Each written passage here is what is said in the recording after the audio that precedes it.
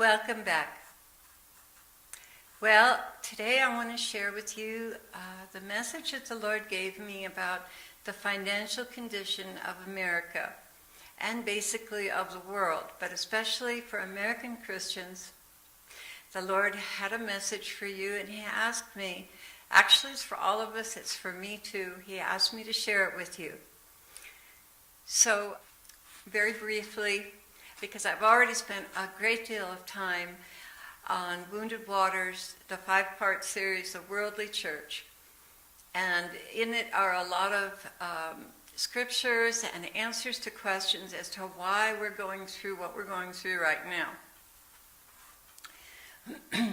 So the first thing He told me was that the title of the message was to be The Straitjacket of Poverty, not a real popular subject.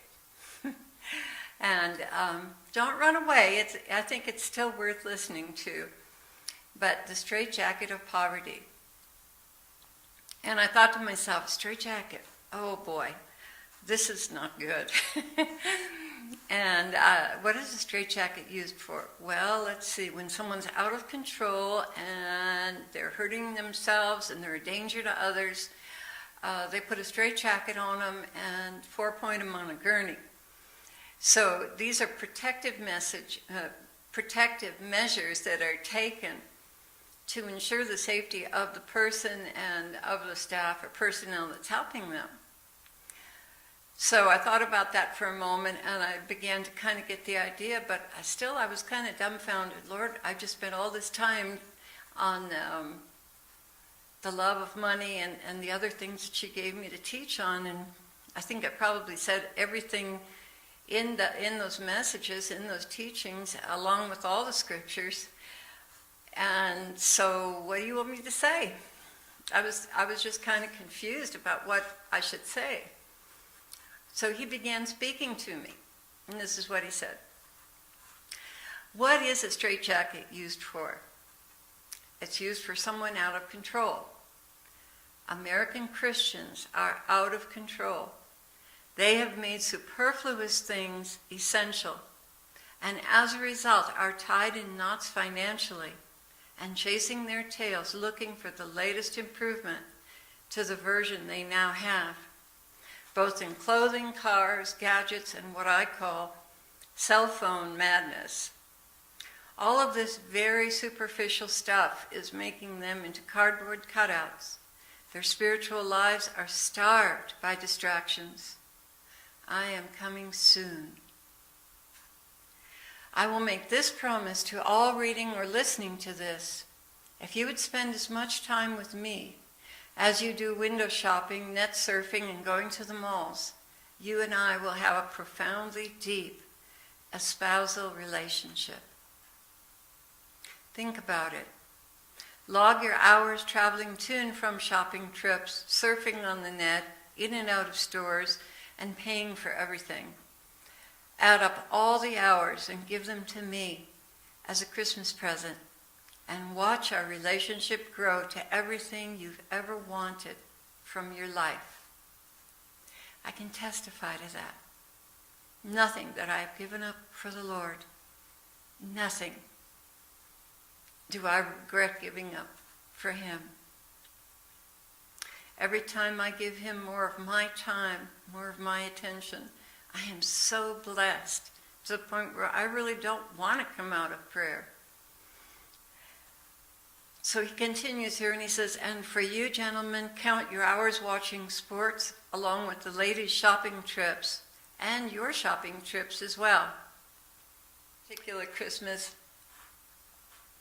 when my children were still at home, they were young, I had a little money to spend, and I went to Walmart. Normally I get them, Christian things like books and Bibles and so on.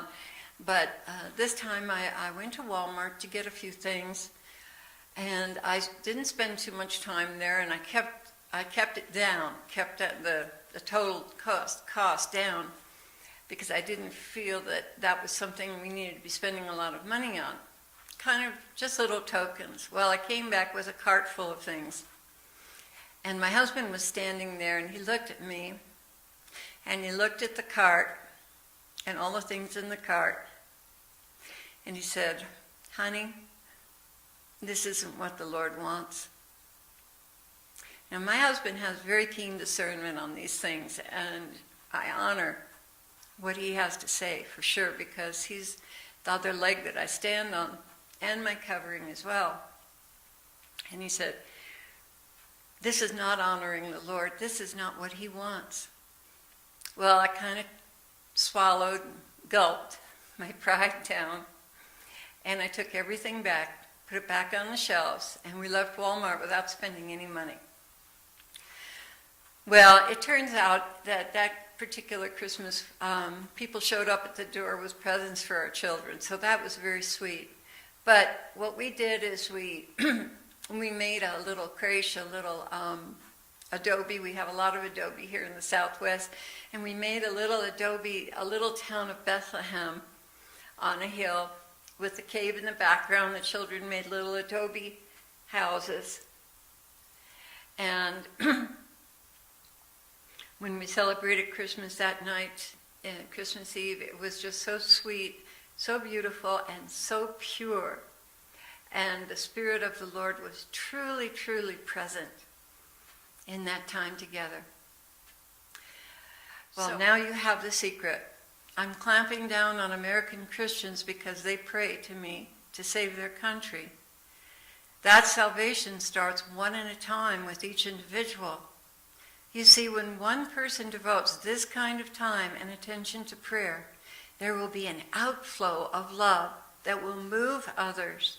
Soon it will happen exponentially, and your country will be on fire with love for me. Then I shall move on your behalf and restore the foundations. But as long as you lead shallow lives, centered on the dollar and all the things it can do for you, you and your country will suffer. America is out of control with spending. She needs a straitjacket to help restore her sanity. Folks, the things that really matter. That's the end of the message. The things that really matter, the condition of our soul before God. We don't know when the Lord is going to take us. We could die on one of those shopping trips and be totally unprepared to face him. For the things that are coming upon our country and the things that are going on in churches, and apostasy is being taught, there's so much that we need discernment to understand what's going on and to know which way to go. And if we don't spend that time with him, really deep quality time with him, the more you devote to the Lord, the more intimacy and the more beauty is in your relationship with him. And we just have no idea sometimes of things that are going on. A lot of times people use judgment and social norms and what have you, rather than using discernment, spiritual discernment. That's not easy to come by. That's a fruit of a deep relationship with the Lord, with knowing the mind of Christ, feeling the Holy Spirit quickening you. That's not gained by superficial prayer life. Well, the Lord once told me, he said, some people swim in the shallows, romp and play, and other people swim and play in the water in deeper levels. Some go boating in the water. But the ones that dive for pearls, that's what I want you to be. I want you to be a pearl diver. Not someone who sits on the beach and wiggles their toes in the water, and not someone who plays in the shallows or swims on the surface, but someone who goes deep to find the pearl of great price. And that takes time. It takes time to rest our minds and allow the Lord to stop all the busyness that's in our heads. And I ask him all the time, Lord, help me pray, because I can't always stop my own mind. I want to enter into that place with him, but I can't accomplish that on my own. So I confess it. I'm too little, I'm too weak, I need your strength. Lord, help me. Do it through me. And he's told me time and time again, you can either do it yourself or let me do it through you. And I much prefer Christ living in me, doing the doing. Because when I try to do it on my own, it doesn't work. So the Lord bless you and keep you, and I'll be coming back soon with another video.